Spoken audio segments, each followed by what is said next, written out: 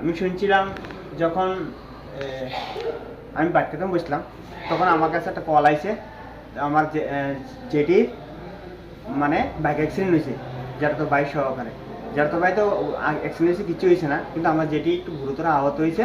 বিশ্রান্ত hospital নিয়েছে প্রথম, বিশ্রান্ত হসপিটালের পর থেকে জিবি রেফার করে দিয়েছে।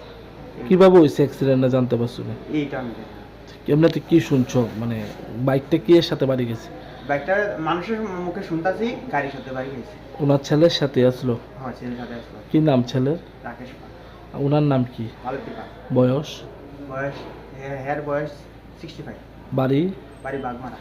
কই যাইতে আসলো উনি?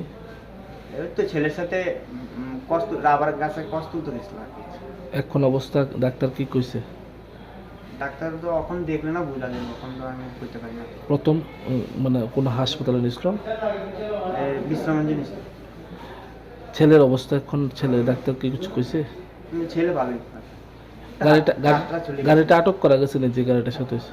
যে গাড়িটার সাথে বাড়ি গেছে তারই আইনা জিবি বিশ্রাম হসপিটালে ভর্তি করে দিয়েছে।